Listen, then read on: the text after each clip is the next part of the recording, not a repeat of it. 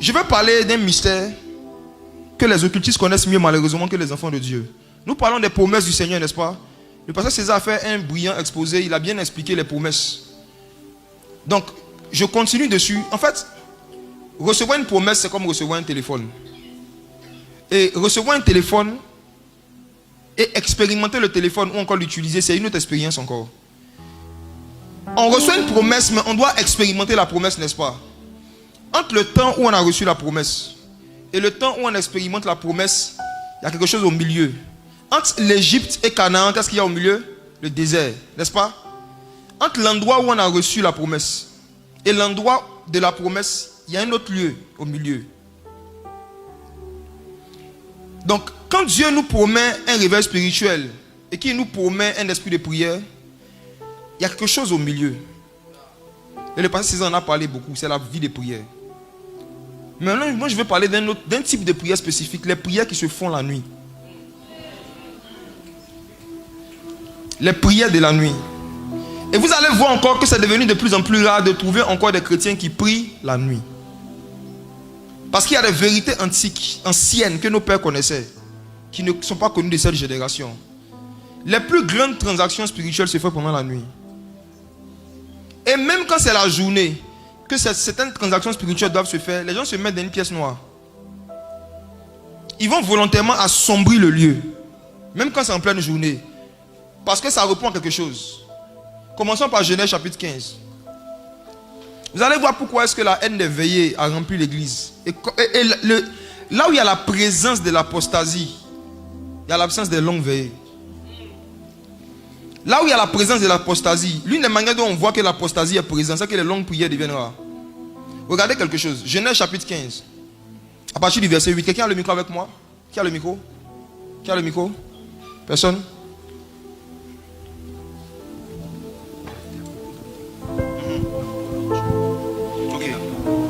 D'accord. On dit qu'il y a beaucoup de gens dehors qui disent qu'ils n'entendent pas. Excusez-moi les gens du dehors. Gens de la maison du dehors. Genèse 15, verset 8. Je vais lire, je vais parler plus fort. En fait, Dieu est en train de parler de cette fameuse promesse à Abraham. Et Abraham répondit, Seigneur éternel, à quoi connaîtrai-je que je le posséderai? L'Éternel lui dit, regardez la réponse de Dieu. Dieu dit, tu vas posséder un territoire comme on a dit. Et Abraham demande comment je vais le posséder. Et l'Éternel lui dit, prends une génisse de 3 ans. De quel moyen? Une chèvre de quel âge? Un bélier de quel âge? Ces 3 animaux parlaient du fait que le Messie allait faire 3 ans de ministère. Ça parlait de Christ. Prends une génisse de 3 ans, une chèvre de 3 ans, un bélier de 3 ans. Maintenant 2 oiseaux, une tourterelle et une colombe. Abraham prit tous ces animaux, les coupa par le milieu, mit chaque morceau vis-à-vis de l'autre. Juste une question simple. Il dit, Seigneur, tu dis je vais posséder Canaan, à quoi reconnaîtrai-je? Et regardez toute la boucherie. Toute la boucherie qu'ils sont en train de faire les deux dieux et Abraham. Abraham prit tous ces animaux, les coupa par le milieu, mit chaque morceau l'un vis-à-vis de l'autre, mais il ne partagea point les oiseaux. Il a partagé tous les animaux sauf quoi? Sauf quoi? Retenez ces détails. Retenez ces détails. Il n'a pas touché à la colombe. Retenez le détail. Et quand on continue de lire, on nous dit, verset 11, les oiseaux de proie s'abattirent sur les cadavres. Abraham les chassa. Au coucher du soleil, un sommeil profond tomba sur Abraham. Et voici une frayeur et une grande obscurité vient l'assaillir.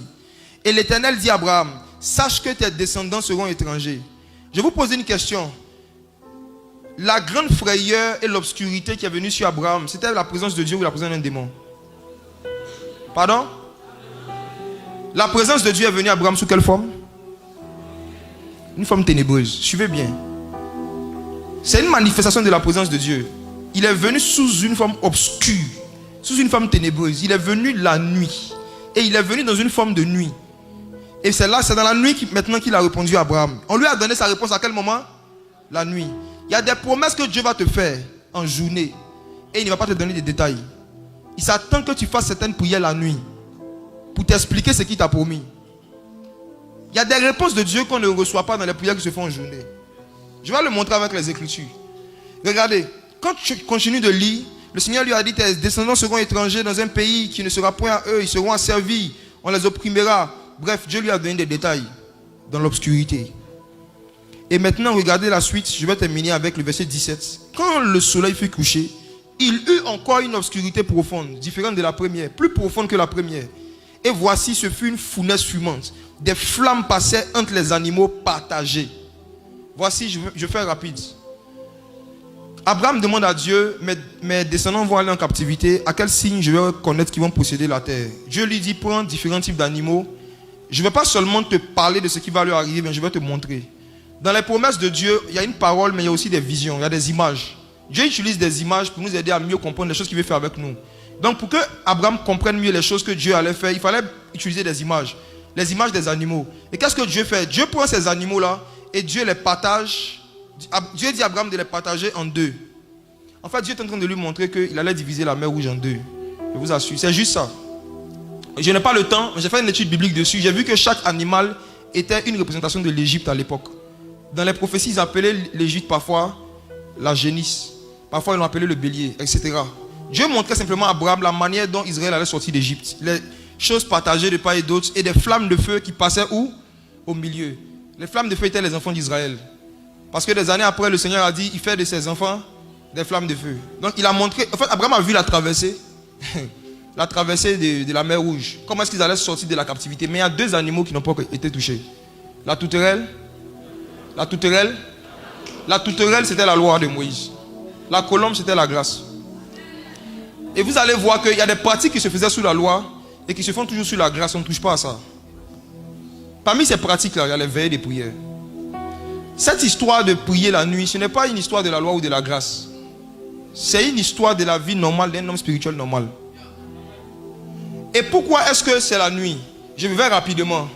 Quand vous regardez Genèse chapitre 1, la Bible dit qu'au commencement, Dieu créa les cieux et la terre. La terre devint informe et vide. Les ténèbres étaient à la surface de l'abîme. Donc le verset 2 parle d'abord des ténèbres avant de parler de la lumière au verset 3. Ensuite, la Bible dit que quand Dieu a fini de créer les choses, il y eut un soir et il y eut un matin. Il y eut d'abord un soir et il y eut un matin. C'est ce qui s'est passé le soir qui s'est manifesté le matin. C'est le soir qui a couché le matin. Il y eut d'abord un soir. Or, dans nos calendriers et dans notre système humain, on compte d'abord le jour commençant par le matin. Dans nos systèmes là, il y eut d'abord un matin, il y eut un soir. Ça, c'est notre premier jour à nous. Mais le premier jour dans le monde des esprits commence par la nuit. En fait, l'histoire de la création a commencé la nuit. C'est la nuit que Dieu a créé le monde. C'est la nuit. Il y eut un soir et il y eut un matin. À cause de ce principe du fait que les plus grands mouvements de l'esprit se font les soirs, se font dans la nuit, vous allez voir que, je vous donne des images lorsqu'on arrive à la croix de Jésus. Jacob dormait la nuit et l'ange de l'Éternel est venu se battre avec lui. Et c'est la nuit qu'il a été béni. C'est la nuit qu'ils ont changé son nom. Et l'ange lui avait dit, laisse-moi partir avant que la veillée ne finisse. Jacob a été visité pendant la nuit. Salomon avait besoin de sagesse. Il a fait des offrandes en journée. Mais Dieu a répondu à quel moment? C'est dans la nuit que Dieu est venu tisser une alliance avec lui. Les esprits de mari de nuit et de femmes de nuit, en général, quand tu fais la sieste, ils ne viennent pas. Vrai ou faux? Vous n'avez pas remarqué que ces esprits-là viennent rarement pendant la journée? C'est rare. Si toi, tes esprits de mari de nuit viennent la journée, c'est que ce n'est pas mari de nuit, c'est un copain. C'est un copain. Parce que les vrais mariés se retrouvent la nuit. Vrai ou faux? Quand les gens sont mariés, en journée, chacun fait ses affaires. C'est la nuit qu'il y a communion. La nuit. Vous lisez l'histoire des enfants d'Israël, vous allez voir qu'ils ont traversé la mer Rouge à quel moment? Ils ont traversé à quel moment? Dieu a dit à Moïse de lever son bâton. La Bible dit que le vent a soufflé toute la nuit. Abraham avait vu ça, la nuit. Que c'est la nuit qui a le plus grand mouvement de l'Esprit de Dieu. Quand vous regardez encore les Écritures, vous allez voir que c'est pendant la nuit que Gédéon était allé renverser les idoles de la maison de son père. Pourtant, l'ange de l'Éternel lui a apparu la journée. Mais il va vous faire comprendre quelque chose. L'ange de l'Éternel lui apparaît en journée. Pourquoi Gédéon ne va pas, après leur conversation, directement renverser Baal? Gédéon savait qu'il y a un type d'entité qu'on n'affronte pas en journée. Le monde spirituel obéit à des règles. Il y a un type de divinité, il y a un type de démons familiaux, il y a un type de démons ancestraux que des prières de jour ne peuvent pas influencer. Ne me demandez pas pourquoi, ce sont les règles. C'est comme si tu me demandes pourquoi tu es noir. C'est Dieu qui choisit les choses comme ça. Gédéon ayant la connaissance des choses spirituelles, il a attendu la nuit pour aller renverser les idoles de la maison de son père. La nuit. Et vous allez voir que quand vous lisez l'histoire des réveils spirituels, depuis le livre des Actes jusque dans notre génération, les plus grands mouvements de réveil sont toujours accompagnés d'un grand amour pour les veillées des prières. Montrez-moi un réveil qui s'est passé dans un pays dans lequel les croyants n'organisaient pas régulièrement des veillées des prières. La nuit est la plateforme et l'atmosphère légale que Dieu a établie pour traiter certaines affaires dans l'esprit. Voici pourquoi tu vas remarquer que dans ta communion avec le Saint-Esprit, très rares sont les fois où en pleine journée, il va te dire clairement dans ton cœur de laisser ton boulot pour aller prier si tu travailles. Très rares sont les fois où si tu es étudiant, le Saint-Esprit te dira de sortir de la classe pendant que le professeur enseigne pour aller prier. Mais si vraiment tu es familier à l'esprit, tu vas voir que souvent il va te réveiller la nuit. Il peut te dire de laisser ton lit pour aller prier. Mais parce que tu ne comprends pas les choses de l'esprit, tu dis que je vais dormir un peu et je vais prier le matin avant d'aller au travail. Tu as manqué une transaction. Pendant la nuit, il y a beaucoup d'événements qui sont passés de la Bible. Je peux en citer beaucoup, mais j'arrive pour gagner du temps sur notre Seigneur Jésus. Le Seigneur Jésus était là et il a vu dans l'esprit que les soldats romains s'approchaient pour la voir. Qu'est-ce qu'il a fait? Il allait à Gethsémane. C'était le matin ou la nuit? La transfiguration qu'il a vécue s'est passée la journée ou la nuit? Lorsqu'il a fini de prier, qu'ils sont venus le capturer, ils l'ont chicoté toute la journée. Mais vous savez ce qui s'est passé? La croix était le plus grand, j'ai envie de dire la plus grande transaction. L'œuvre de la croix, c'est la plus grande transaction que Dieu a fait avec les démons. Il les a dépouillés, il a appris quelque chose, il a donné autre chose. Il y a eu une transaction à la croix. Mais pour que cette transaction-là se fasse de manière efficace, il fallait qu'il fasse sombre. Or, ils ont crucifié le Seigneur en pleine journée.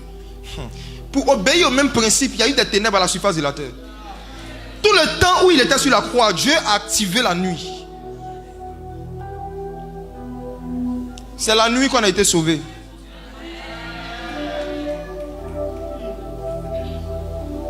Voici pourquoi. Une vérité que vous devez garder à l'esprit à la fin de ce programme, c'est quoi? Les païens que vous voulez convertir à Jésus. Quand on parle de réveil spirituel, ça concerne d'abord l'église, mais ce réveil-là se dépeint après sur les païens. Les païens qu'on veut gagner à Jésus, l'une des choses qui fait leur force, c'est qu'ils veillent plus que vous. Chaque vendredi, ils veillent en boîte de nuit. Ils veillent dans les maquis. Ils veillent devant les matchs de football. Les païens font plus de veillées que les chrétiens modernes. Et je vais vous dire la vérité, je vous assure, un esprit qui n'a pas l'habitude de veiller ne peut pas gagner à Christ. Un esprit qui a l'habitude de veiller. Je dis, un esprit qui n'a pas l'habitude de veiller, son témoignage et sa prédication ne peuvent pas avoir d'effet sur un païen que les démons ont l'habitude de faire veiller. Et vous allez voir que quand vous vivez dans le monde, beaucoup parmi vous, vous veillez beaucoup, soyons honnêtes. Moi je veille chaque vendredi soir devant les jeux vidéo. Certains vous veillez dans les boîtes de nuit. Qui veillait dans les bars? Dansez jusqu'à 3h du matin, 2h du matin. Levons les mains. Jusqu'à 7h. Satan nous a donné l'amour des veillées dans le monde.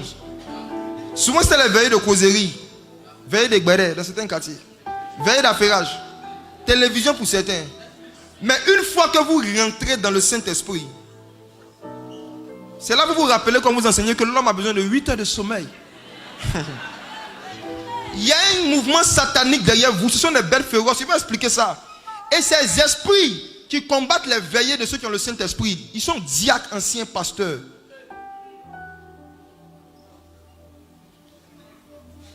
Vos amis veillent devant la pornographie. Vous ne veillez pas devant la Bible, mais vous voulez que votre évangile les touche. Ils ne seront pas touchés. Ce n'est pas possible. Ce n'est pas possible. Et voici. Satan, sachant que Dieu fabrique les géants dans la nuit. Satan, sachant que Dieu transfère des choses. Il y a des transactions qui ne se font que la nuit. Il a envoyé une génération de personnes qui sont des bêtes féroces dans l'esprit, mais déguisées en agneaux, déguisées en hommes d'affaires, déguisées en cadres. Et il a donné une mission d'infiltrer les systèmes d'administration des églises. Il a donné la mission de faire tout pour avoir des postes de décision dans l'église. Pour supprimer progressivement certaines activités de l'église qui soutenaient le mouvement de réveil. Et vous allez voir que on est dans une génération où des jeunes chrétiens peuvent se réunir, faire pyjama party. Ils peuvent manger, chanter et danser du rap chrétien pendant des heures. Mais si tout de suite, dans la même pyjama party, on dit on va prier un peu, au bout de 30 minutes, ça dort. Vous allez voir que les jeunes chrétiens sont capables de se mettre ensemble pour faire after work chrétien. Je n'ai pas de problème avec ces choses, ce n'est pas anti-biblique. Mais je suis en train de vous dire que pourquoi est-ce que nous, quand nous étions adolescents, pourquoi est-ce que nous, il y a 15 ans, il y a 20 ans, on ne nous donnait pas ces choses, soit disant que c'est pour gagner le monde à Jésus, c'est pour attirer les jeunes. Frères et sœurs, quand l'onction n'est plus attirante, je dis quand l'onction n'est plus attirante, quand les manifestations surnaturelles du Saint-Esprit ne sont plus suffisantes pour attirer des jeunes dans l'église, on utilise des moyens charnels, des moyens mondains qu'on essaie de christianiser pour attirer des gens dans l'église. Et des gens qui ont été attirés par des choses charnelles, pour les maintenir dans l'église, il faut multiplier les activités charnelles. Si c'est quelque chose de charnel, de mondain, qui a attiré des jeunes dans l'église, vous êtes obligés de rester mondain pour que ces jeunes ne sortent pas de vos églises. Et voici comment certains de nos pères sont tombés dans des engrenages, où au début, ça a commencé doucement, avec un gars chrétien, je n'ai rien contre ça. Rap chrétien, je n'ai rien contre ça aujourd'hui. Avant, j'avais un truc comme ça, j'avoue. Ça a commencé doucement, coupé, décalé chrétien. Et j'étais assis avec quelqu'un, et puis j'ai dit, je t'assure, au point où l'église est en train de, où nous sommes en train de partir, si un jour moi je me connecte sur Facebook et que je vois un nouveau concept pour attirer les gens dans l'église qui est après tout pour Jésus, je ne serai pas choqué. Il a dit où on est en train de partir là, c'est après tout pour Jésus maintenant. Parce qu'on prend tout ce qu'il y a du monde, on met pour Jésus. Et on justifie ça toujours par la même chose. C'est pour gagner des âmes. C'est pour gagner des âmes. C'est pour gagner des âmes. Mes frères et sœurs, est-ce vraiment des âmes que ces gens veulent gagner ou des membres?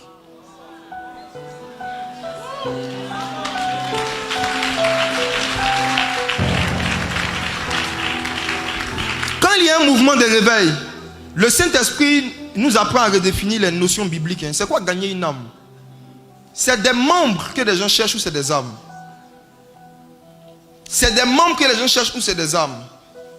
Des membres ou des âmes? Comment est-ce que nos pères qui nous ont précédés ont gagné des âmes? Quand on regarde les Écritures, le livre des Actes, ou quand on lit les livres de réveil les plus récents, comment est-ce que nos pères avaient gagné des âmes? Pourquoi eux aussi n'avaient pas ces stratégies? Comme le pasteur César a dit, on met en place des stratégies, des systèmes. On met en place des systèmes. Et je vous assure, ce que le Seigneur m'a montré, c'est qu'en fait, ces systèmes-là sont encouragés et financés par des occultistes, des formations de Jésus-Chrétiens, mais qui intègrent des églises se faisant passer pour des convertis, mais qui ne sont pas convertis. Comme j'ai aimé son expression des païens glorieux. Et leur gloire, c'est en fonction de la taille de leur voiture. En fait, volontairement, ils utilisent les biens matériels pour impressionner le pasteur, impressionner les dirigeants, pour devenir amis avec eux. Et il y a un seul but, ils veulent être nommés vite. Ils veulent être nommés vite. Et en général, maintenant, dans ce système où on est, nommer quelqu'un, c'est devenu une colle alpha spirituelle. Quand on veut maintenir quelqu'un dans l'église, on lui donne un poste vite, pour ne pas qu'il s'échappe. Et je vous dis, mes frères et sœurs, s'il n'y a pas une génération de prédicateurs qui se relèvent pour dénoncer ces choses, notre génération, la génération, ceux qui se sont convertis ces 10 dernières années, ils sont foutus. Parce que le Fils ne fait que ce qu'il voit faire au Père.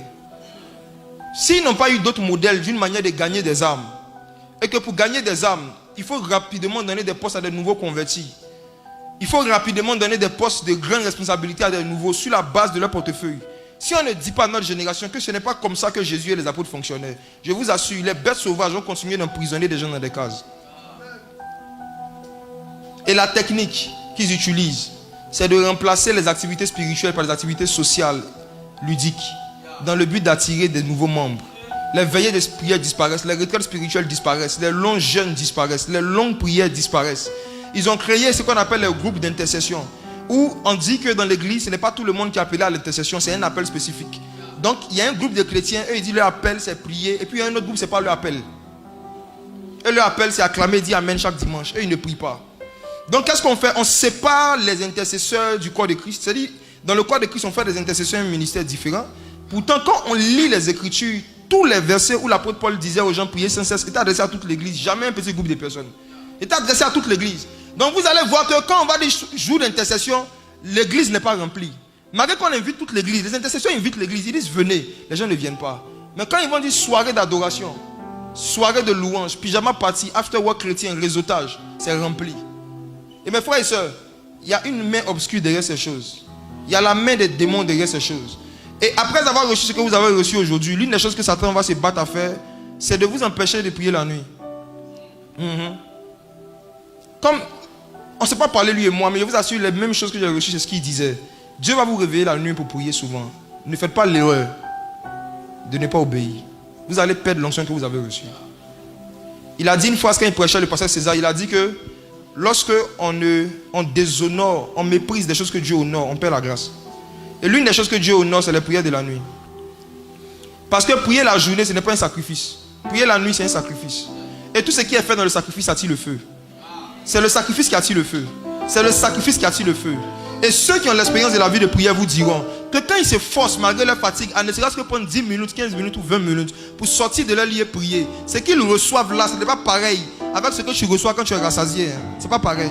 Parce que Dieu aime le sacrifice. Dieu honore le sacrifice. Il dit, emmenez-moi mes amis avec qui j'ai tissé alliance par le sacrifice. Il aime le sacrifice. Et frères et sœurs, il y a une révolte prophétique que le Saint-Esprit m'a dit de susciter ce soir. Vous êtes de différentes églises. On n'est pas tous la même église. Mais j'aimerais que quand vous rentrez pour cette veillée, vous examinez les activités de l'église. Et que vous ayez des conversations avec vos conducteurs. En fait, telle chose c'est bien, mais il y a longtemps qu'on n'a pas fait de veillée de prière. En fait, telle chose c'est bien, mais il y a longtemps qu'on n'a pas organisé 5 heures de prière non-stop. En fait, telle chose c'est bien, mais homme de Dieu, il y a longtemps qu'on n'est pas allé en retraite spirituelle. Il y a longtemps qu'on n'est pas allé en retraite. Et les retraites? Où sont les retraites? Les retraites spirituelles, c'est le cauchemar des sorciers. Les veillées de prière, c'est le cauchemar des occultistes.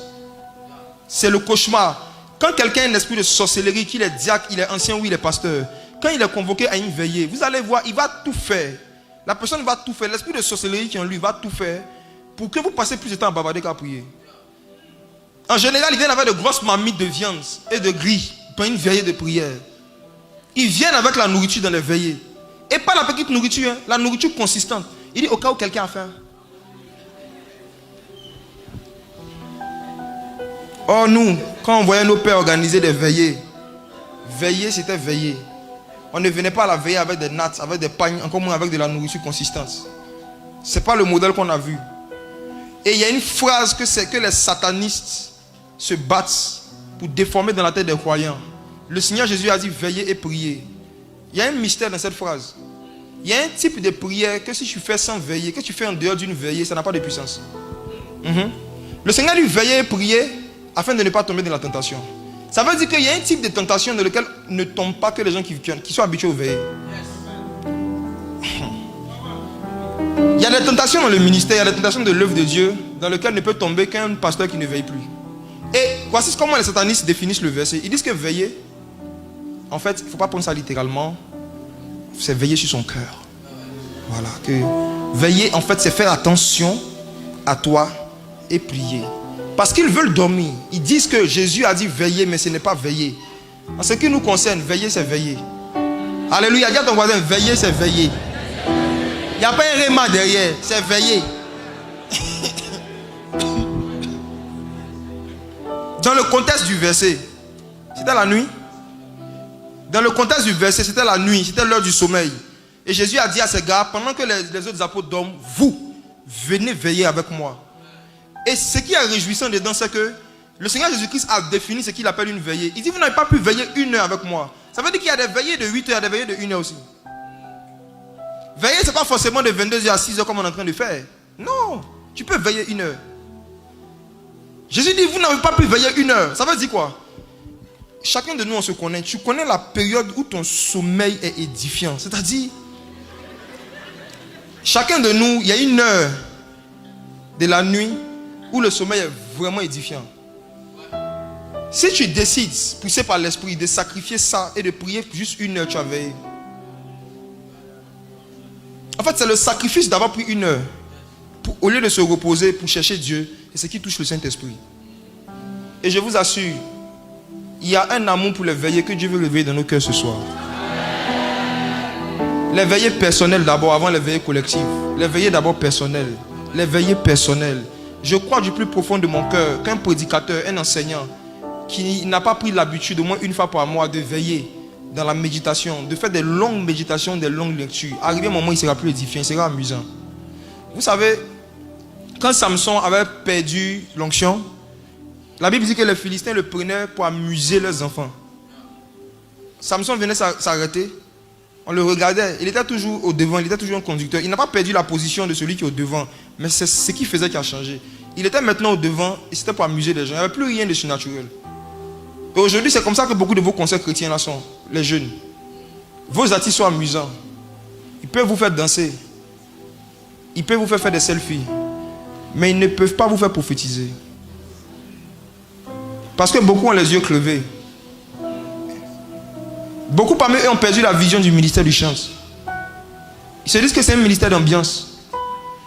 Et le pasteur aussi qui ne veille pas et qui ne prie plus, pareil aussi, pense que le ministère du chant est un ministère d'ambiance. Le ministère de chant est devenu comme une sonnerie d'attente sur le call center d'Orange. Quand tu appelles à Orange, on dit, il y a une musique qui joue, en attendant que quelqu'un décroche. Et souvent, on met le groupe musical comme des personnes qui sont là pour jouer, en attendant que l'homme de Dieu arrive. Parfois même, on leur dit, jouez quelque chose. Le pasteur n'est pas encore prêt. Donc, vous n'êtes plus des adorateurs, vous êtes des joueurs.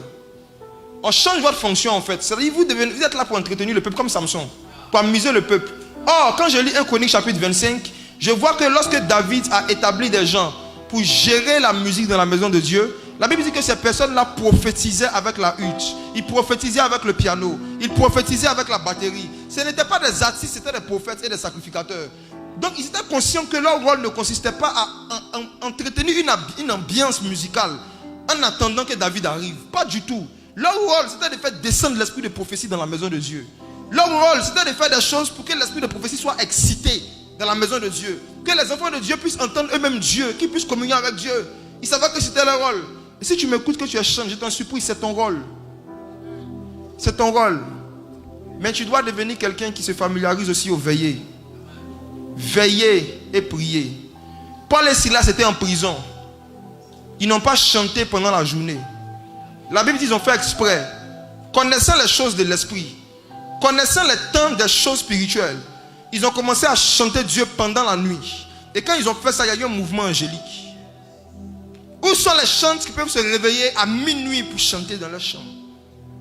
Où est cette génération de gens qui adorent Dieu pendant la nuit? David dit, je me réveille 7 fois la nuit. Lisez les psaumes.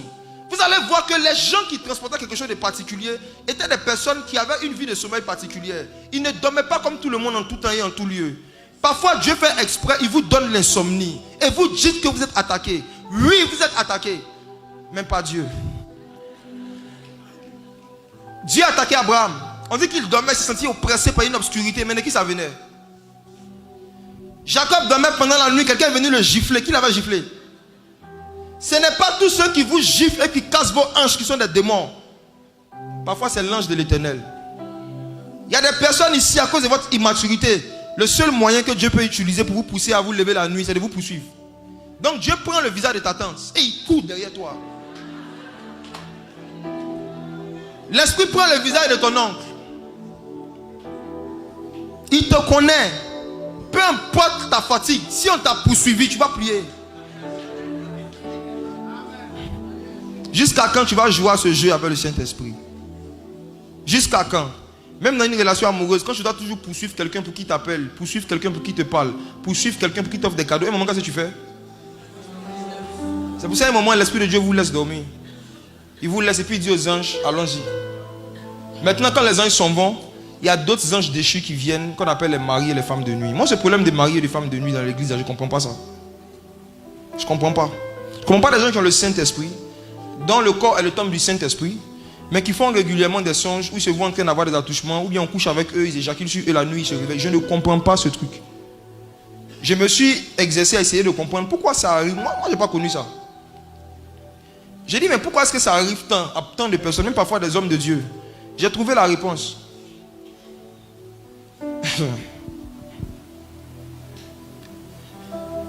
Les démons, les mouches ne se posent que sur les nourritures qui ne sont pas chaudes. Je reprends. La plus grosse des mouches et la plus impolie n'osera jamais se poser sur un bac à bouillant. Va ou faux? Ils arrivent à venir se coucher sur toi parce que tu n'es ni chaud ni froid.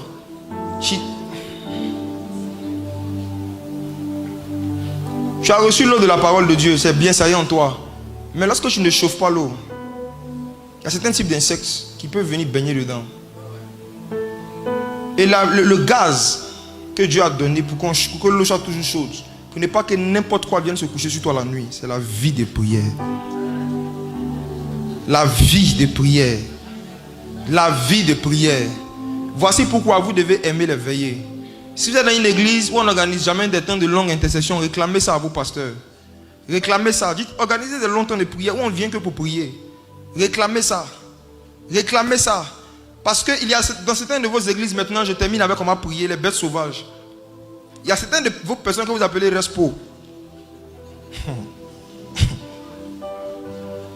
Respo.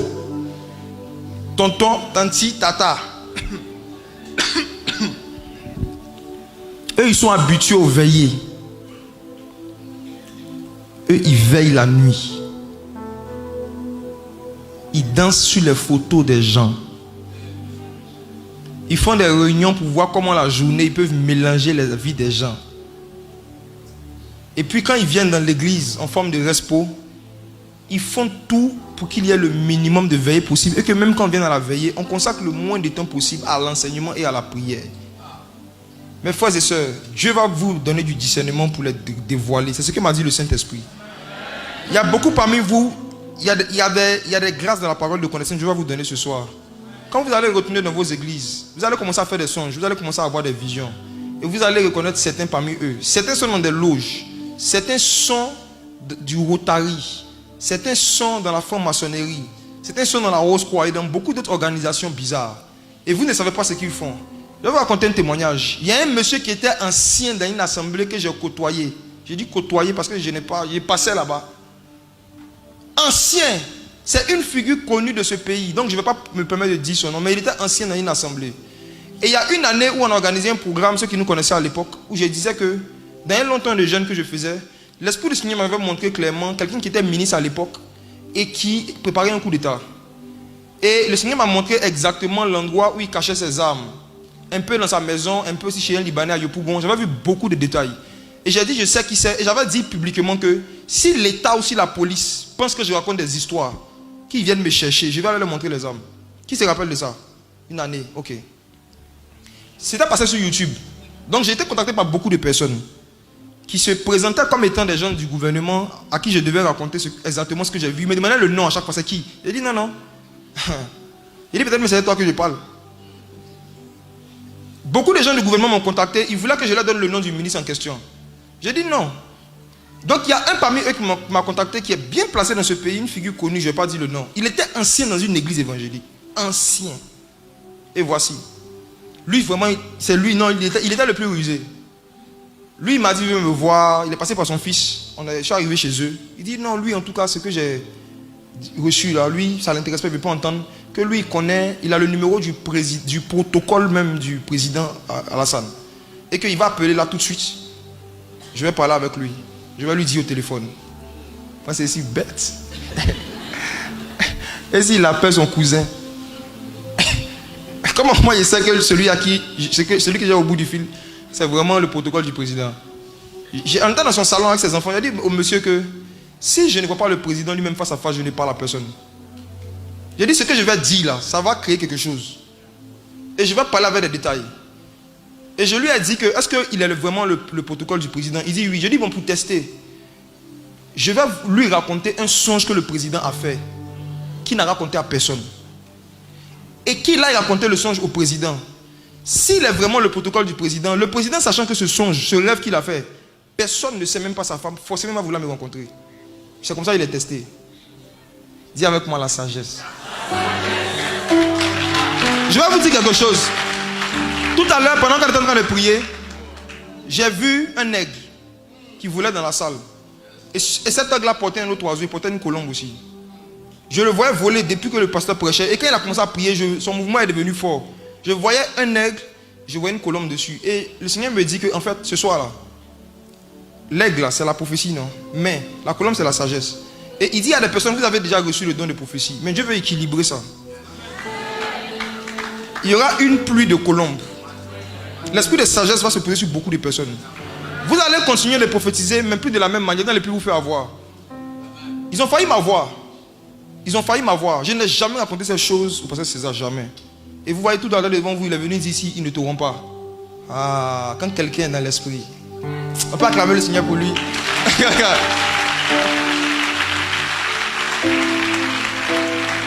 J'ai vécu ça.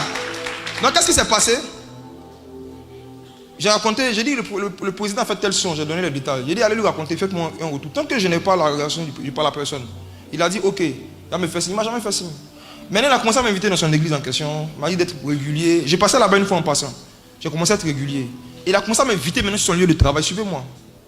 Il a commencé à m'inviter sur son lieu de travail maintenant. Et quand j'arrive là-bas, il dit non, la nourriture 5 étoiles, tout ça.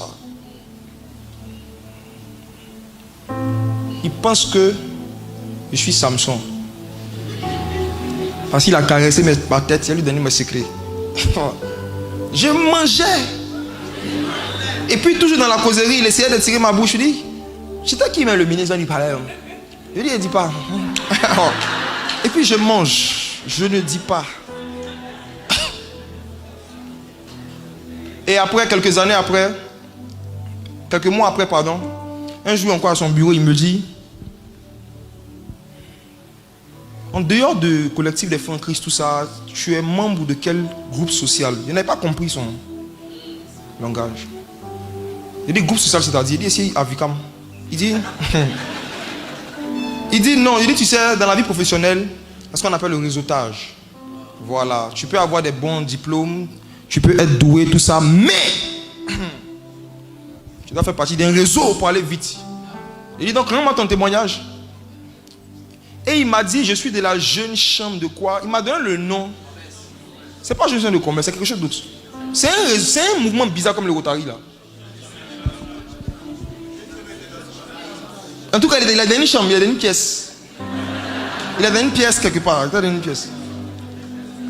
Et il a commencé à m'en parler. Il me dit qu'il est membre de ça depuis qu'il est jeune. En temps où je vous parlais, il avait plus de 60 ans. Il est ancien dans l'église. Et il me proposait de rentrer dedans. En fait, cette église, j'avais remarqué quelque chose. Quand on donnait un sujet de prière, tu as l'impression que tu étais à niveau 7. Les gens ne priaient pas, ils murmuraient. Ils priaient vraiment de manière nonchalante. Il y avait une odeur bizarre là-bas. Je ne comprenais pas. C'est lui qui était responsable du groupe de prière.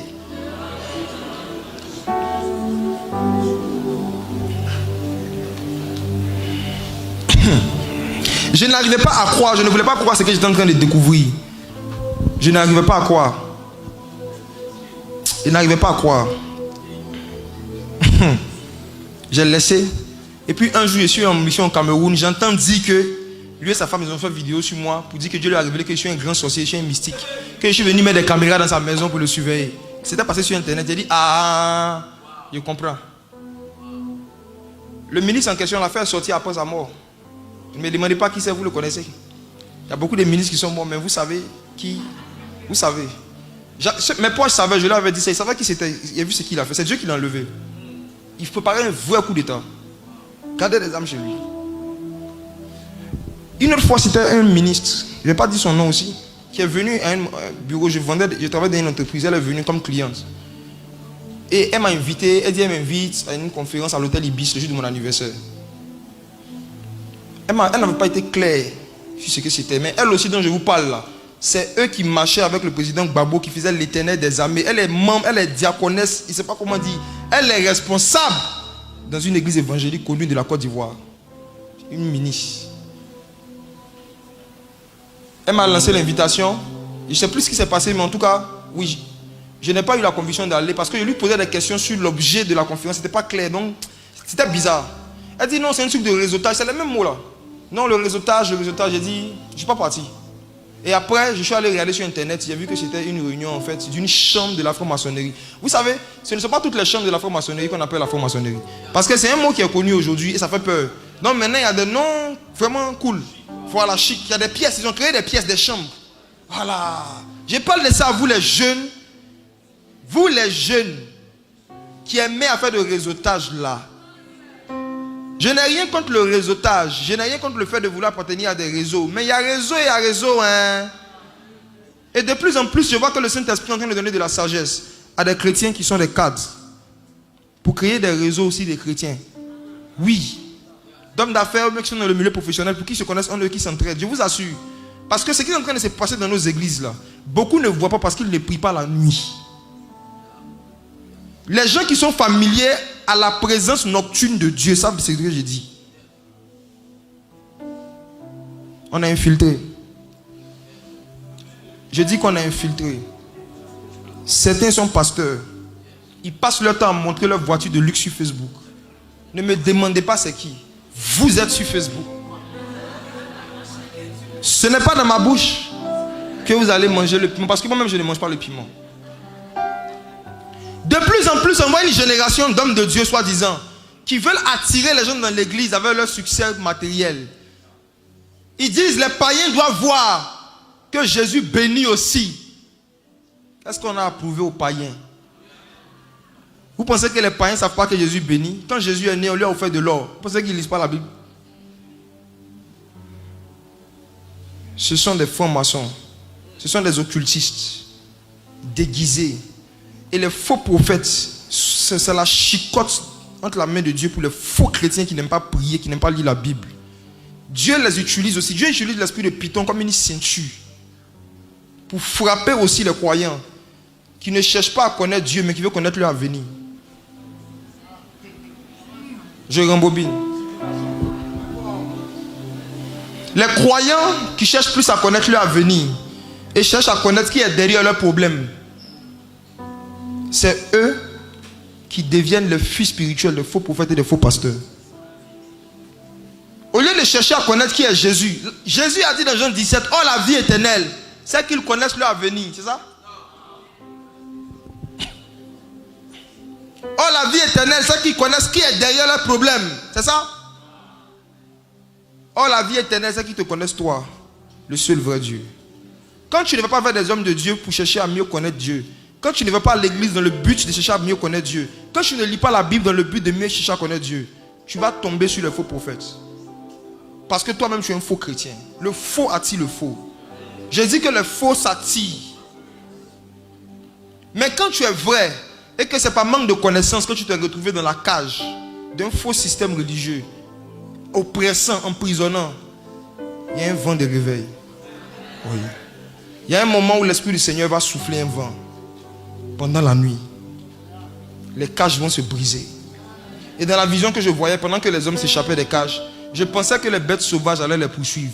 Mais je les voyais arrêter, ils ne les poursuivaient pas.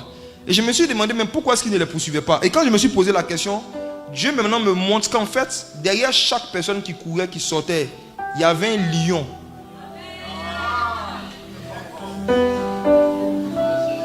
Regardez comment les enfants d'Israël sont sortis d'Égypte. Quand ils sortaient, derrière eux, il y avait Dieu.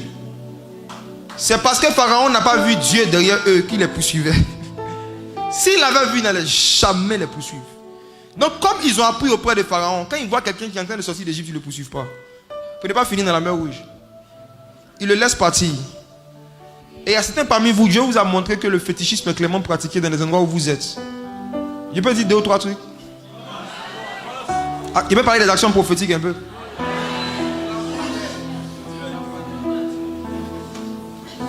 Les actions prophétiques sont bibliques dans la limite de la grâce disponible. C'est biblique dans la limite des pratiques de la nouvelle alliance. On a vu tout à l'heure Abraham, comme on a lu, Dieu voulait lui donner une simple réponse. Il a fait des actions prophétiques. Il a coupé des oiseaux, il a fait des choses, c'est biblique. Maintenant, Dieu n'ayant pas changé, moi je crois que jusqu'à aujourd'hui, Dieu peut pousser des hommes à poser certaines pratiques. Mais en fait, si on veut être honnête avec les Écritures, ce qui était appelé action prophétique dans l'ancienne alliance, c'est un ensemble d'actions que les gens posaient, poussés par l'esprit de prophétie, et qui annonçaient d'avance la vie du Messie qui devait venir. Parce que l'esprit de prophétie, c'est le témoignage de Jésus. L'esprit de prophétie, c'est le témoignage de Jésus. L'esprit de prophétie, c'est le témoignage de Jésus. Donc, dans tous les actes prophétiques qu'on retrouve dans l'Ancien Testament, on peut voir Christ. Comme tout à l'heure, je vous ai dit, le bélier de 3 ans, 3 ans, 3 ans, 3 ans. On voit que c'est le temps du ministère du Seigneur. Tu peux voir Christ dans tout ce que l'esprit de prophétie a inspiré. Maintenant, quand on te dit de prendre du sable, Dans la nouvelle alliance là, pour parler dessus. Et puis tu vas aller verser chez toi pour te protéger. Tu dois te poser 2 questions. Le passage qui dit que l'ange de l'Éternel campe autour de ceux qui les craignent, est-ce que ça ne te concerne pas aussi? Pour que ce soit du sable qui doivent te protéger. Il n'y a pas de ceux qui parlent de protection. Quand on te dit de prendre la photo d'un homme de Dieu pour mettre dans ta maison, forcément, pour que ça te protège. Ceux qui disent que ça a la vertu sécuritaire, je ne sais pas comment on dit ça. Je peux comprendre que quelqu'un, juste par honneur, je ne sais pas, chacun a sa manière de nourrir. Il y a des gens, eux, la manière de nourrir, c'est de prendre photo de leur papa, coller partout dans la maison. Il faut respecter la manière de nourrir des gens. Si c'est juste pour nourrir, ok. Mais parfois, on fait croire aux gens que ça a des vertus thérapeutiques. Des vertus de protection. Mon frère, la Bible dit que celui qui demeure sous l'abri du Très-Haut repose à l'homme du Tout-Puissant. Si l'homme du Tout-Puissant n'est pas suffisant pour nous protéger, qu'il faut qu'on prenne encore des objets, retournons dans le monde. On ne s'en rend pas compte, mais il y a des pratiques qu'on tolère en fait, qui vont contre qui amenuisent la puissance du sang de Jésus en fait. Ça ridiculise l'œuvre de la croix. Et mes frères et sœurs, aujourd'hui quand un féticheur veut avoir des clients chrétiens, il dit qu'il est prophète. Parce que s'il dit qu'il est marabout, personne ne va venir. Mais s'il met prophète major, il sait que si tu le vois en costume cravate, disant Jésus, Jésus, Jésus, tu seras rassuré, tu vas venir. Mais quand tu vas venir, si tu as une vie de prière nocturne, si tu as une vie de méditation personnelle, dans ces prédications, tu vas discerner que c'est un faux prophète. C'est ta connaissance de la Bible et ton intimité avec Dieu qui va te donner le discernement. 3 manières de reconnaître les bêtes féroces, les faux prophètes, qui gardent jalousement certaines âmes captives. 1. Ils disent que pour tous les champs importants de ta vie, tu dois passer par eux.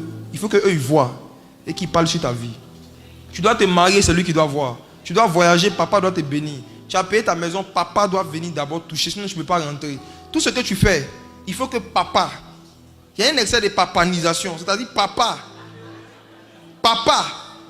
il va vouloir devenir ton petit Saint-Esprit. Il va devenir le médiateur entre toi et Dieu. Certains même vont loin, ils vous disent sur Internet que Dieu parle par ses prophètes. Il dit si tu veux réussir, confie-toi en ses prophètes. Ils vont vous prendre des versets de l'ancienne alliance qui étaient adressés à des gens qui n'avaient pas le Saint-Esprit. On disait à des gens qui n'avaient pas le Saint-Esprit, si tu veux réussir, écoute ceux qui ont le Saint-Esprit. Et on nous pose dans la nouvelle alliance pour dire que nous tous qui avons le Saint-Esprit, au moment où on est devenu un peuple de sacrificateurs, je suis sacrificateur et je suis sacrificateur. Tu as l'esprit de prophétie, j'ai l'esprit de prophétie. Pour les moindres détails de ma vie privée, là encore c'est toi qui dois dire ton mot. Ça va loin. Il y a une église où le pasteur dit, en France, je ne raconte pas des histoires, en France, parce que j'en ai connu une de leurs victimes, c'est le pasteur qui dit que les positions sexuelles. Il a fait un enseignement pour dire qu'il y a des positions qui ne sont pas bibliques. Voilà, et les positions chrétiennes là, il a donné la liste. En France.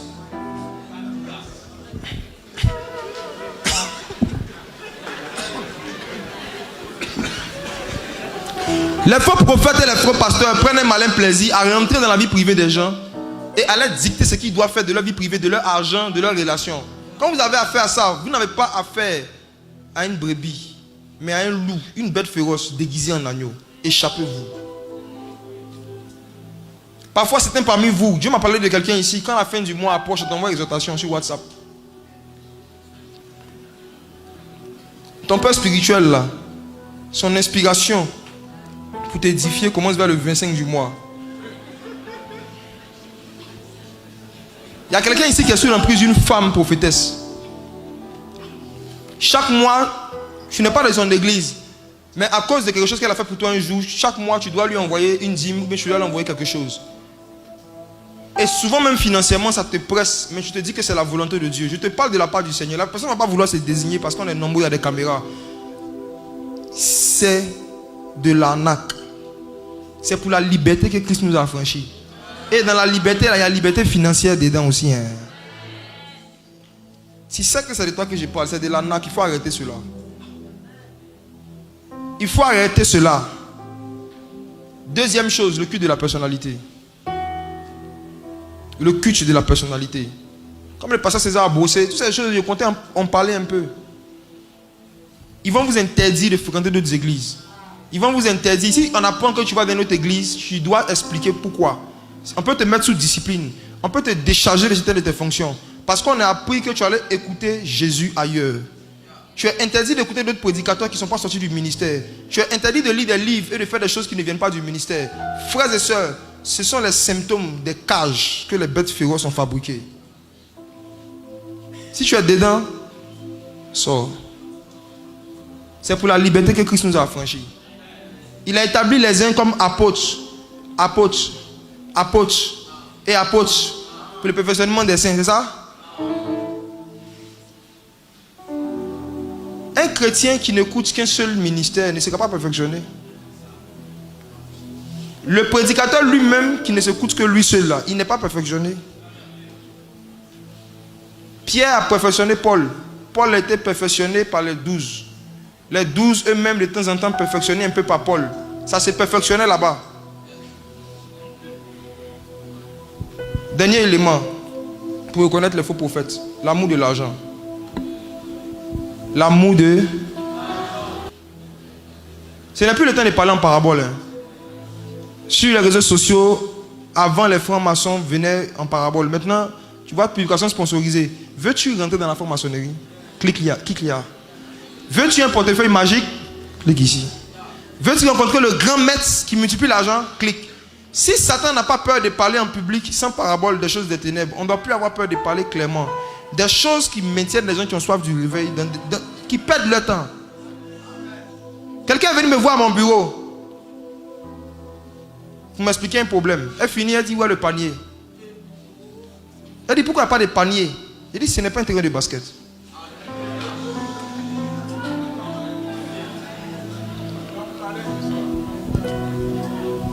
Elle dit, on m'a dit dans l'église où je suis, la dame en question travaille dans une grande mine ici en Côte d'Ivoire. Elle est bien placée, elle est dans une église que vous connaissez. On fait des sacrifices d'animaux. Tu dois tuer des bœufs. Tu dois bâtir des hôtels avec des sacrifices de moutons. Ils prennent les passages de l'ancienne alliance pour séduire des faibles.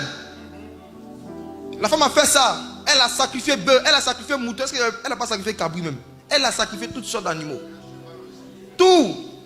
L'un parmi eux était venu voir ma mère une année. Il dit, est-ce que tu veux que, dès que tu as un problème d'argent, quand tu demandes à quelqu'un, il n'arrive pas à te refuser? Il a dit à ma mère, viens, on va enterrer un bœuf. Certains parmi vous, vous le connaissez. Ils vont à la forêt du Banco. Ils prennent des jeunes qui veulent grandir dans le prophétique. Et il a dit qu'ils n'ont qu'à venir, on leur montrer des secrets. Ils font des réunions secrètes. Où on te dit que si tu veux devenir un voyant, si tu veux voir, tu dois faire des sacrifices bestiaux.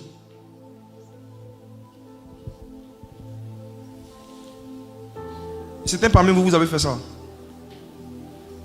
Vous avez tué des poulets. J'étais dans une église à Bobo, la fête de Pâques, le pasteur est en train de dire qu'il faut se cotiser pour acheter des moutons pour immoler l'agneau et des poulets. Et on immole ça dans l'église. Sur la base de Exode 12. Ils immolent même. Je me suis levé gentiment. Je suis rentré chez moi. Si ce soir tu es dans ce genre de pratique où tu as fait ce genre de choses, on va prier que Dieu te délivre. Tout sacrifice de sang, même d'un animal que tu fais, l'esprit que tu contactes par derrière, le fait que le sang c'est un numéro de téléphone. Le numéro de téléphone de Dieu c'est le sang de Jésus. Un autre sang que tu prends pour contacter Dieu, c'est une autre divinité qui se révèle à toi. Même si tu commences à avoir des visions, entendre des choses. Je connais des jeunes qui sont rentrés dans ce genre de mouvement. Il y en a beaucoup à Abidjan, je vous dis. Et on leur a dit aussi que tu dois connaître le nom de ton ange. Je peux parler un peu? Le nom de ton ange. Et que quand tu es en train d'exercer le ministère, tu dois dire son nom pour que l'ange se manifeste. Et un jour, il y a un parmi eux qui est venu me voir et parler de ça. Je le regardais et je savais qu'il avait été séduit. Parce que celui, il lui a dit, qui t'a introduit dans ça? Il m'a dit le nom du gars, je le connaissais. Je lui ai dit, donne-moi le nom de ton ange. Il m'a dit, mon nom s'appelle Intel. Le nom qu'il a donné, c'était un nom musulman. Il a donné un nom musulman. Je lui ai dit, tu sais qu'il y a un ange qui a apparu à Mahomet, non? Il dit oui. Il dit, ça doit être le même là.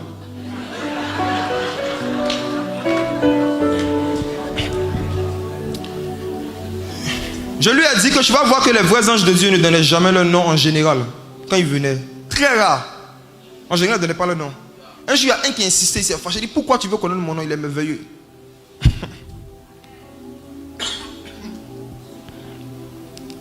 Les rares anges qui ont donné le nom à des hommes, les hommes ne l'ont pas demandé en fait. C'est eux-mêmes qui se sont présentés. Donc si tu fais des prières pour dire ange, ange, quel est ton nom? Tu vas te... Vous connaissez l'histoire de la boule de cristal, non? Boule de cristal, dis-moi qui est la plus belle. Ça va te parler.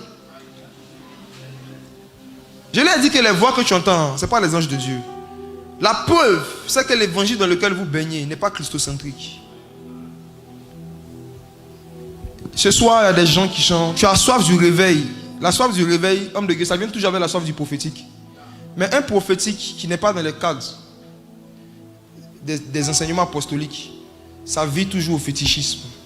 Et le fétichisme est aujourd'hui toléré et pratiqué dans les assemblées au nom des actes prophétiques. S'il n'y a pas de voix qui s'élèvent pour nous aider à faire la part des choses, je vous dis, les gens vont rester dans des cages. Un jour, les bêtes férocement les dévorer. Parce que quand on garde quelqu'un dans une cage, c'est pour le manger. On te nourrit que tu atteignes une certaine forme. On t'engraisse que tu atteignes une certaine forme. Comme certains parents africains qui ont mis leurs enfants à l'école, qui payaient leurs études. On pensait que c'était juste parce qu'ils les aimaient. Or, c'est dans le but que quand ils vont réussir, ils vont les prendre en charge à vie.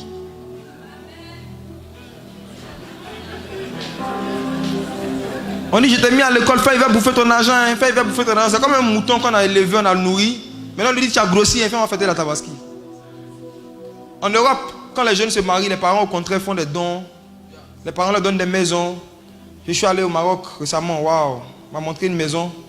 Il demande au propriétaire, il dit, ça c'est pour mon fils. Son père a payé ça pour lui. Quand il va devenir grand, il va prendre. J'ai vu une Porsche. On dit, ça c'est pour mon fils. J'ai dit, waouh.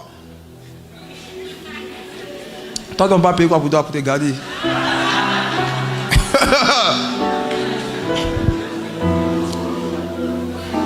Quand l'esprit de réveil aussi vient, on comprend ce que Paul a dit quand il disait que ce n'est pas aux enfants d'amasser pour les parents. C'est aux parents d'amasser pour les enfants. Les parents se soucient de plus en plus du bien-être de leurs enfants en question. Et les enfants en question, n'étant pas ingrats, forcément ils auront des actes de reconnaissance qu'ils vont poser. Mais quand c'est un faux prophète, tu dois le prendre en charge à vie sous peine de malédiction. Tu n'as pas envoyé son argent à la fin du mois.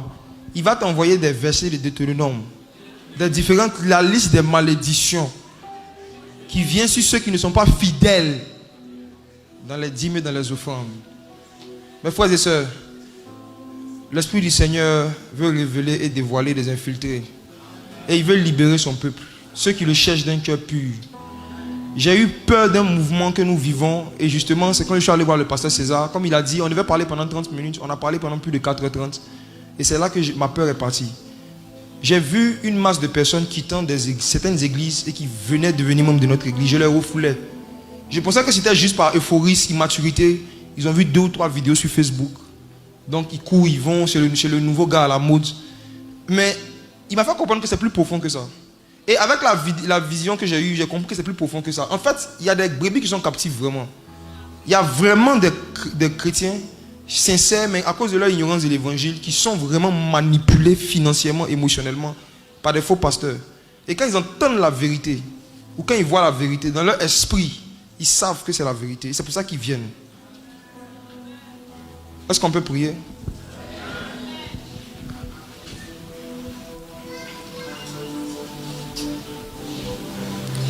Oui, le prophétique doit être aimé, désiré. Paul a dit d'aspirer avec ardeur au don spirituel, surtout à celui de prophétie.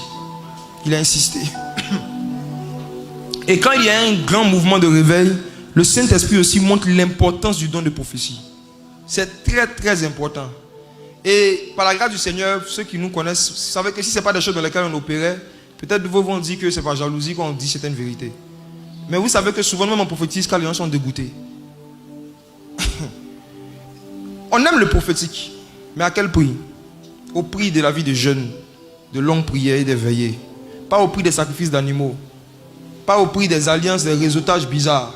Non, pas au prix des bagues bizarres, des chaînes bizarres, non. Le même Jésus qui parlait à Élie est dans la salle. Le même Jésus qui s'est réveillé à Élysée, il est là. Il dit que si un homme le cherche de tout son cœur, il se laissera trouver par lui. Le chercher est largement suffisant pour être profond dans les choses spirituelles. Ce soir, il y a une expérience profonde avec l'esprit de prophétie. Je vous assure, ça sera terrible. Yeah. Les grands mouvements de réveil sont accompagnés du don de prophétie, mais aussi du don du parler en langue et l'interprétation. J'ai dit le parler en langue et son interprétation. Je crois fortement que le Saint-Esprit n'a pas changé et qu'il continue de donner l'interprétation des langues. Et quand l'interprétation vient, ça se manifeste en forme de prophétie. Et ce soir, on va vivre quelque chose tout à l'heure. Il y aura différentes vagues de l'Esprit dans la salle. La première vague, les captifs. Jésus a dit, l'Esprit du Seigneur est sur moi, car il m'a oint pour libérer les captifs. Vous qui vous sentez captif dans une église, dans une religion, vous n'êtes plus édifié. Vous sentez que vous êtes escroqué, vous êtes arnaqué, vous êtes dominé. On vous marche dessus, on vous dicte votre vie. On vous dit qui doivent être vos amis, les églises où vous devez partir, avec qui vous devez parler. Ce n'est plus l'église, c'est une prison. Et beaucoup parmi vous, vous pleurez, vous ne savez pas à qui vous confier. Vous avez découvert des choses graves parfois. Vous êtes dans des assemblées, vous avez découvert que l'homme de Dieu a des fétiches. Mais on vous a enseigné une fausse loyauté, qui consiste même à voir Satan en featuring avec quelqu'un, c'était au nom de la loyauté. Et aujourd'hui, Dieu veut enlever la peur. On vous manipule avec la peur, on vous effraie, on vous dit qu'il y aura des malédictions qui vont venir sur vous. Je vous dis la vérité, personne ne peut maudire celui que Jésus a béni. Personne. C'est ce que Balaam a dit à Balak. Si Dieu a béni quelqu'un, personne ne peut le maudire. On va prier pour cette première catégorie de personnes. Ensuite, il y aura un mouvement de délivrance. Il y a des personnes, vous êtes venus ici poursuivis par des bêtes féroces, enchaînés par des esprits. Jésus veut vous rendre libre. Et il vous rendra libre ce soir. Vous n'allez pas repartir à la maison avec vos chaînes, jamais. Si vous vous disposez seulement, le Seigneur va vous délivrer complètement, gratuitement. Il a dit c'est gratuitement que vous avez été vendu, c'est gratuitement que vous serez libérés.